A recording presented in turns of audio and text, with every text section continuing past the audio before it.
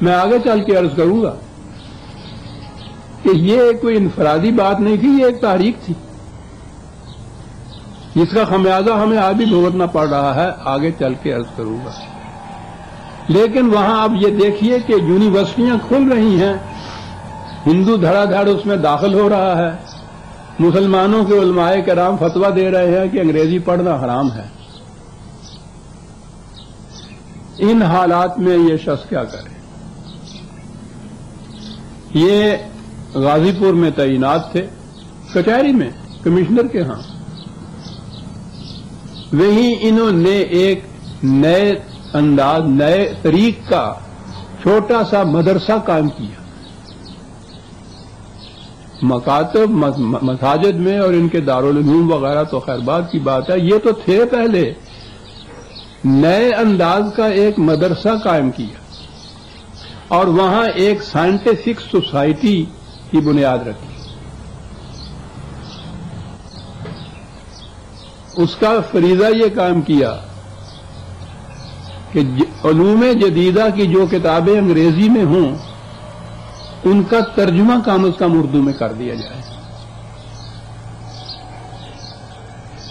یہاں ایک چیز بطور لطیفہ کے سامنے آتی ہے،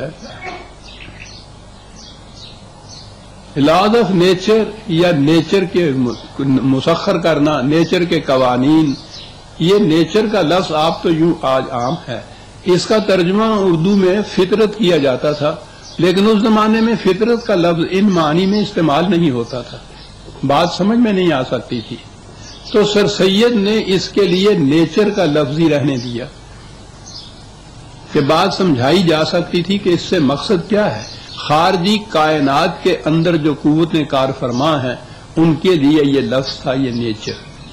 تو وہ اپنے مقالات میں، اپنی تحریروں میں نیچر کا لفظ استعمال کرتے تھے۔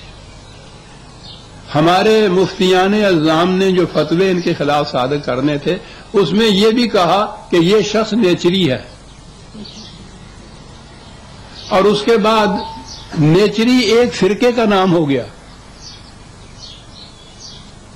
آپ حیران ہوں گے اپنی اس تاریخ کو دیکھ کر، جہاں یہ فرقے تھے نا کہ یہ اہل حدیث، یہ بریلوی، یہ دیوبندی، یہ بعد میں جو بنے آن کے نیچری ہونے کے لیے کون سے ثبوت کی ضرورت تھی؟ جس نے ذرا کوئی عقل کی بات کی انہوں نے کہا نیچری ہے۔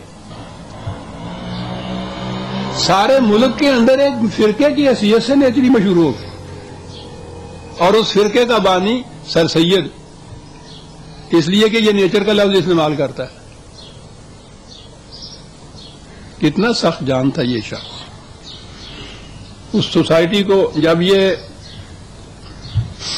غازی پور سے تبدیل ہو کے علی گڑھ آ گئے تو وہاں انہوں نے وہ جو سائنٹیفک سوسائٹی تھی اس کو بھی آگے بڑھایا، اس مدرسے کو بھی اور محکم بنیادوں کے اوپر استوار کیا، لیکن اتنے سے کام نہیں چل سکتا تھا۔ اس نے دیکھا یہ کہ ہندوستان میں رہتے ہوئے یہ معلوم نہیں ہو سکتا کہ انگریز نے جو اتنی ترقی کی ہے کائناتی علوم کے اندر، اتنی بڑی سلطنت قائم کر رکھی ہے، 7 سمندر پار سے آ کے ہندوستان میں ایک نئی محکم بنیاد ڈال دی ہے اپنی سلطنت کی، اس کا راز کیا ہے؟ وہاں تعلیم کس طرح سے دی جاتی ہے؟ کس طرح سے اس قسم کے لوگ سائنسدان تیار کیے جاتے ہیں؟ کوئی ذریعہ اس کے پاس نہیں تھا۔ اس نے فیصلہ کیا کہ مجھے خود انگلستان جانا چاہیے۔ اس زمانے میں یورپ کا سفر کچھ آسان نہیں تھا، اور سب سے بڑی چیز تو اخراجات کی تھی۔ فنڈامنٹلزم تو نہیں آیا تھا نا اس زمانے میں کہ سیلاب کی طرح روپیہ آنا شروع ہو جائے۔ گھر کا سامان بیچا، کوٹھی کو رہن رکھا، قرض لیا دوستوں سے، تو بمشکل اتنے پیسے اکٹھے کیے کہ انگلستان گیا۔ 2 سال وہاں رہا، اپنی آنکھوں سے مطالعہ کیا کہ قومیں زندہ کس طرح سے ہوتی ہیں اور زندہ کس طرح سے رہتی ہیں۔ 2 سال کے بعد وہاں سے واپس آئے تو یہاں آ کے اسی طرز پہ پھر اس مدرسے کی بنیاد رکھی جو پہلے ایک چھوٹا سا اسکول تھا. یہ 24 مئی 1875 کی بات ہے، اور یہ ہے وہ تاریخ جسے میں پاکستان کے ایوان کی بنیاد کی پہلی اینٹ کا دن قرار دیا کرتا ہوں. اس دن یہ بنیادی اینٹ رکھی گئی تھی. ذرا آگے چل کے آپ دیکھیں گے جو میں کہہ رہا ہوں کس طرح وہ صحیح ہے. ہمارے سامنے ہماری اپنی تاریخ ہی نہیں ہے.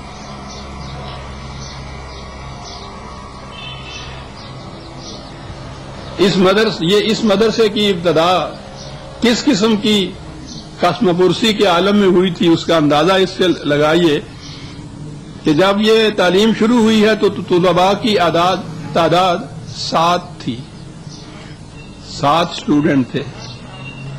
اسکول کا ماہوار بجٹ قریباً 900 روپے تھا، اور پہلے ہیڈ ماسٹر کی تنخواہ 40 روپے تھی. یہاں سے یہ ابتدا ہوئی اس کی. سر سید نے اس کے بعد کس انداز سے اس کے لیے چندہ اکٹھا کیا وہ ذرا بات آگے آتی ہے، لیکن اس مرد مجاہد کی صحیح مسلسل کا نتیجہ یہ تھا کہ 12 ہی برس کے بعد یہ ننھا سا چھوٹا سا مدرسہ کالج بن گیا. اس زمانے میں ملک میں قریب 850 ہندو گریجویٹ تھے اور صرف مسلمان 20 گریجویٹ تھے.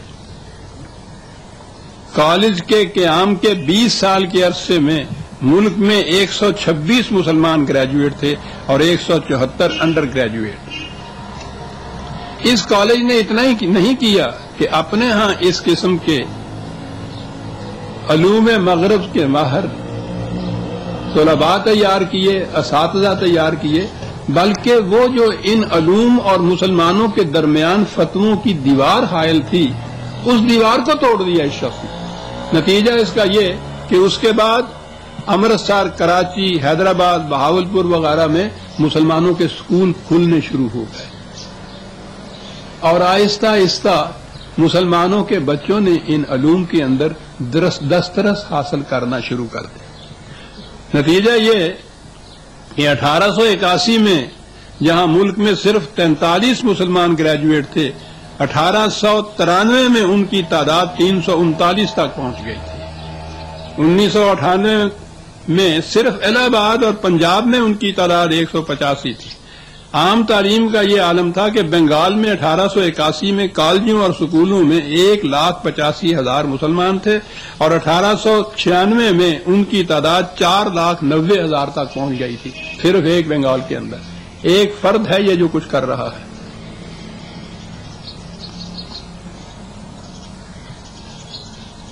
میں محسوس کر رہا ہوں کہ اس قسم کے اعداد و شمار میں کوئی خاص دلچسپی نہیں ہوتی، اور جو میں نے یہ پیش کیے ہیں اعداد ان سے کچھ آپ کے دل میں نئی کوئی حرارت پیدا نہیں ہوگی، کیونکہ اب تو ہمارے ہاں ایک شہر میں نہیں، کسی شہر کے کسی ایک کالج کے اندر اس سے 10 گنا تعداد ہے اسٹوڈنٹس کی. لیکن میں تو بنیاد کی اینٹ کی بات کر رہا ہوں. یہاں سے وہ بات شروع کی اس شخص نے. یہ کچھ کر رہا تھا، اور علماء کرام اس کے پیچھے کفر کے فتوے لیے پھر رہے تھے. انگریزی پڑھنا حرام ہے، پہلا فتویٰ یہ تھا.